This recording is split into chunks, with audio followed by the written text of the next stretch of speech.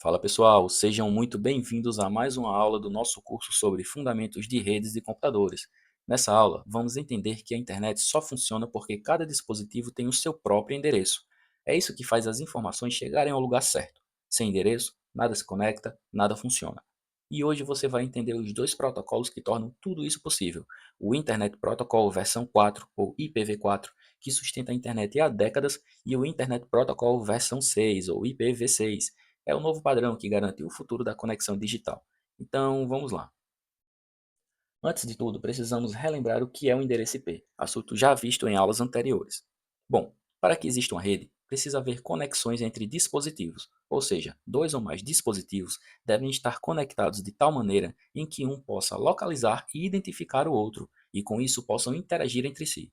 E é exatamente aí que o endereço IP se faz necessário. Com ele, cada dispositivo na rede passa a ter um endereço numérico único, que permite que outros dispositivos nessa rede possam saber exatamente com quem estão interagindo. Ou seja, o endereço IP é como se fosse um CEP da internet, e através dele é possível localizar e identificar cada dispositivo conectado em uma rede, permitindo que a troca de pacotes seja corretamente endereçada e que um dispositivo remetente possa enviar dados apenas para os destinatários corretos, e por sua vez, que apenas estes destinatários recebam os pacotes enviados.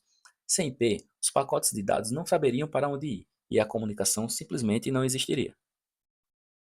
Agora, tendo relembrado o que é o endereço IP, podemos falar com mais propriedade sobre o IPv4.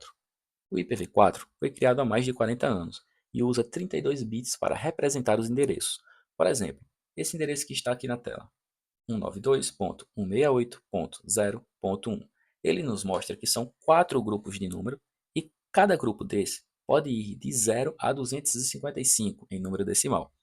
Com esse formato, é possível obter cerca de 4,3 bilhões de endereços únicos. Isso parece muito, só que o mundo mudou e está tudo muito mais conectado do que há 40 anos atrás. Hoje temos bilhões de dispositivos como celulares, aparelhos IoTs, câmeras, carros inteligentes, e o IPv4 simplesmente não consegue dar conta de tantos dispositivos. Perceba que só na sua casa, por exemplo, provavelmente há mais dispositivos conectados à sua rede do que pessoas morando nela, pois cada pessoa provavelmente tem o seu próprio smartphone, e se esse smartphone estiver conectado à rede, ele vai ter o seu próprio endereço IP. Além dos smartphones, é possível que você tenha aí na sua casa uma ou até mais Smart TVs, que também vão estar conectadas à sua rede. Outra coisa que pode ter na sua casa, por exemplo, são dispositivos como ar-condicionado, geladeira, máquinas de lavar, relógios inteligentes, computadores, notebooks, enfim, é muito fácil perceber que o limite de endereços imposto pelo IPv4 não é mais suficiente para suprir a demanda mundial de dispositivos conectados. Mas para que isso não fique muito abstrato, eu vou tentar te mostrar exatamente onde reside esse limite. O IPv4 tem como padrão, como já dito anteriormente, 4 grupos de números, e cada grupo pode ir de 0 a 255. Então, primeiro, por que 255? Eu vou tentar te mostrar isso na calculadora. Temos aqui uma calculadora e, como eu falei, cada grupo tem 8 bits. Então, em número de binário, é como para representar um maior número binário com 8 bits, é como se tivessem 8 números uns seguidos, né? Então, 1, 2, 3, 4, 5, 6, 7, 8. Então, temos o maior número binário composto por 8 bits, e esse número binário, ele convertido para decimal, ele representa o número 255. Tá, vamos voltar aqui para o slide. Como são 8 bits por grupo, e como temos 4 grupos que formam o IPv4, temos um total de 32 bits. Então temos o primeiro grupo, esse primeiro grupo são 8 bits, que representa ele, mais 8 bits aqui, mais 8 bits aqui, e mais 8 bits aqui nesse quarto grupo. Então, primeiro grupo, segundo grupo, terceiro grupo, quarto grupo. Como cada grupo tem 8 bits, então o endereço IPv4 completo tem um total de 32 bits. Beleza? Mas e daí? O que é que isso tem a ver com limite? Bom, assim como o maior número que eu consigo representar com 8 bits é o número 255, existe um maior número que eu posso representar com 32 bits, que é a quantidade total de um IPv4. E esse número é justamente a quantidade de endereços em que o IPv4 pode nos fornecer, que é aquele valor que falamos antes, 4,3 bilhões de endereços aproximadamente. Mas vamos com calma. porque eu só te mostrei essa conta para você ter uma pequena noção de como chegamos a esses valores de limites e entender onde reside o limite do IPv4. Mas por agora você não precisa saber calcular isso. Você só precisa entender que o IPv4 não é mais suficiente para comportar a enorme quantidade de dispositivos conectados no planeta. Tá, mas sabendo dessa limitação, o que foi feito para tentar contornar esse problema? Bom, para tentar estender a vida do IPv4, surgiram algumas soluções criativas. Eu vou apresentar duas delas, e a primeira delas é o NAT, que permite basicamente que vários dispositivos em casa usem apenas um único IP público. Provavelmente o seu roteador está fazendo isso nesse momento. Outra solução foi o CIDR, uma forma bem mais flexível de dividir a rede e organizar blocos de endereços IPs. Antes do CIDR, os endereços eram classificados em três grandes classes: classe A, classe B e classe C. Provavelmente você ouviu falar no CIDR na aula de subredes. Tentando exemplificar um pouco mais, temos aqui como funciona o NAT. Bom, em resumo, muito resumido e para fins didáticos mesmo, é como se seu roteador tivesse duas faces. Uma dessas faces é o IP público e a outra é o IP privado. Assim, nessa técnica, o roteador faz a distribuição de IPs entre os dispositivos da rede interna normalmente, e esse é o IP privado. Assim, cada dispositivo tem de fato um IP privado único dentro da sua rede interna. Então, aqui são os dispositivos da rede interna e você veja que cada um tem um IP único. Aqui 192.168.1.2, aqui ponto 1.3, ponto 1.4, e dezenas de dispositivos podem estar aqui nessa rede interna, cada um vai ter seu IP privado único. Mas quando qualquer um desses dispositivos da rede interna tenta acessar a rede externa, ou seja, a internet, seu roteador, que tem o IP único, que é o IP público, usa esse IP público para conectar o seu dispositivo à internet.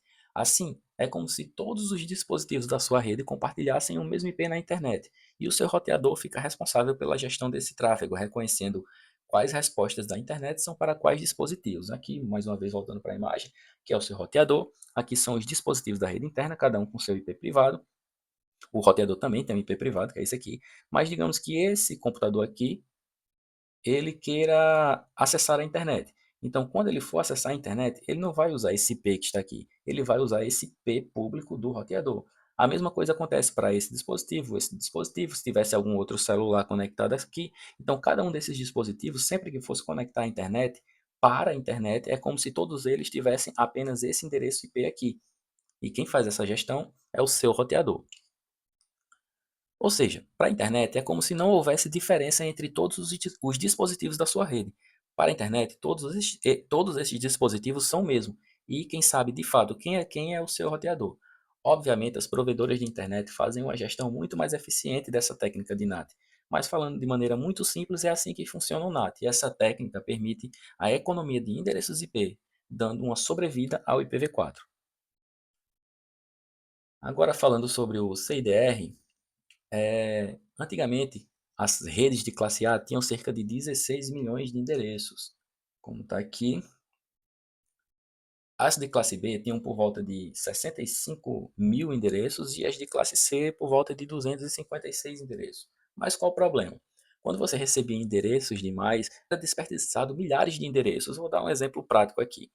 Imagine que você tivesse uma empresa que precisasse de 1.000 endereços IPs.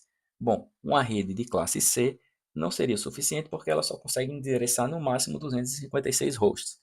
Então teríamos que usar uma rede de classe B. Só que uma rede de classe B tem um limite de 65.536, como está descrito aqui na imagem. Mas eu só preciso de 1.000, ou seja, 64 mil endereços IPs seriam descartados, ficariam sobrando, sem uso. Então, o CIDR acabou com o conceito de classes fixas e agora, em vez de ter que escolher entre A, B ou C, você pode criar redes sob medida, exatamente do tamanho que precisa. Ele usa aquela notação com barrinha, por exemplo, barra 24, barra 22, barra 16, que indica quantos bits do endereço são reservados para a parte da rede e quantos ficam para dispositivos, hosts.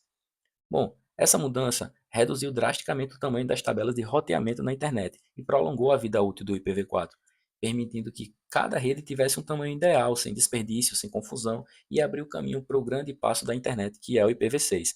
Até porque, apesar dessas estratégias, o problema ainda continua. O IPv4 ficou pequeno demais para o tamanho da internet atual. Assim, diante desse cenário, surge o IPv6 como uma resposta definitiva para a limitação de endereços do IPv4 e para modernizar o protocolo de internet. Enquanto o IPv4 utiliza 32 bits, o IPv6 utiliza 128 bits. Com essa formação, é possível endereçar praticamente infinitos endereços. Para você ter uma ideia, o IPv6 oferece aproximadamente 3,4 vezes 10 elevado a 38. Isso é uma notação científica. Esse número é tão grande, mas tão grande, que é suficiente para cada grão de areia na Terra ter o seu próprio IP e ainda sobra. Tá? É, Outra coisa que muda é que o IPv6 vai ter IPsec nativo, que é um protocolo de segurança, um padrão de segurança com autenticação e criptografias integradas. Não vamos entrar no mérito do IPsec aqui nesse curso, mas se você tiver curiosidade, você pode pesquisar na internet que há muito conteúdo sobre ele. Além disso, tem cabeçalho otimizado, que acelera o roteamento, e essa parte de cabeçalhos também não está no escopo do nosso curso, mas da mesma maneira, se você tiver curiosidade, basta fazer uma busca na internet. Além disso, com o IPv6 vamos ter a autoconfiguração, ou SLAAC. Essa autoconfiguração facilita configurações de endereços, permitindo que dispositivos obtenham um IP sem a necessidade do DHCP, assunto que já foi visto em aulas anteriores. Ok, mas como é a estrutura de um endereço IPv6 e como que é feita a sua leitura? Bom, você deve lembrar que quando eu falei do IPv4, eu disse que ele era composto por 4 grupos de 8 bits, totalizando 32 bits. Agora, no IPv6, temos 8 grupos de 4 dígitos hexadecimais. Mas calma aí, hexadecimal? Como assim? Bom, isso é uma diferença do IPv4 para o IPv6. Se antes cada grupo ia de 0 a 255, agora cada grupo pode ir de 0 a FFFF. Deixa eu tentar mostrar para vocês isso aqui. Aqui nós temos um exemplo de endereço de IPv6, né? 8 grupos, 1, 2, 3, 4, 5, 6, 7, 8. E eu disse que cada grupo pode ir de 0 até no máximo FFFF, o valor hexadecimal.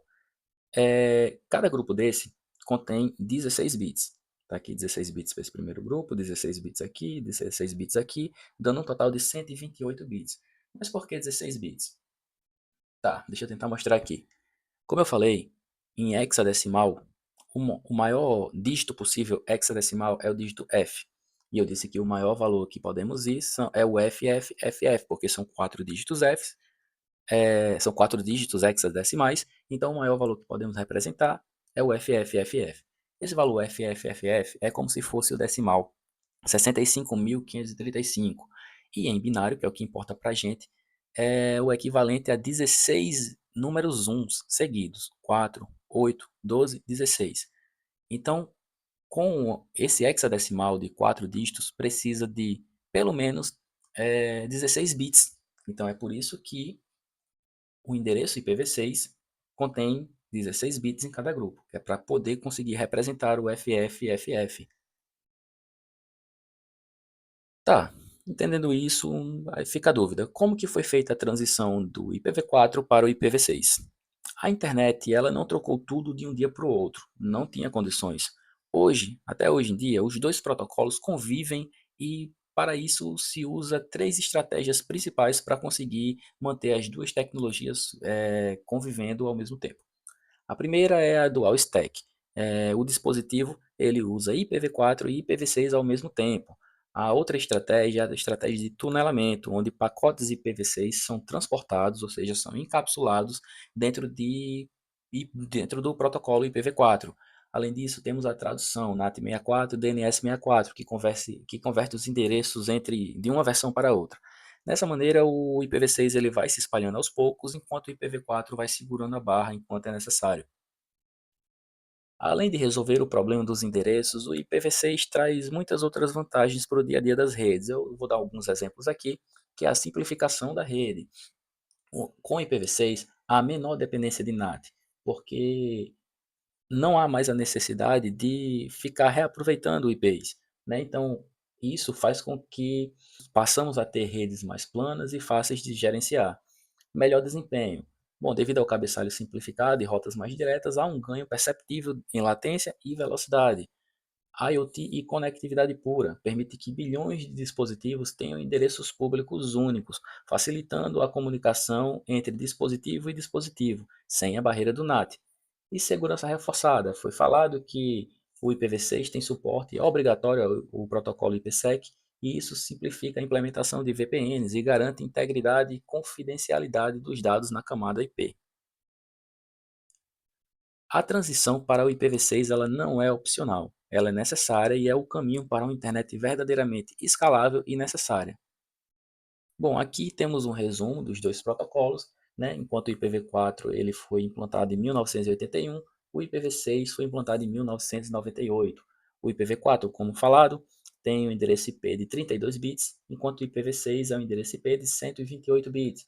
O IPv4 ele consegue endereçar até aproximadamente 4,3 bilhões de endereços e o IPv6 consegue endereçar até no máximo 341 decilhões de endereços. Né? Cada dispositivo agora tem um endereço único exclusivo para si. E já no IPv4, esses endereços precisam ser reutilizados e mascarados. A notação do IPv4 é uma notação decimal com ponto, como podemos ver aqui no exemplo, e a notação do IPv6 é a notação hexadecimal, alfanumérica, que é aquela que já vimos antes. E o IPv4 precisa de DHCP ou configuração manual, e o IPv6 é compatível com a configuração automática. Então é isso, pessoal. Finalizamos mais uma aula do nosso curso. Bons estudos e até a próxima.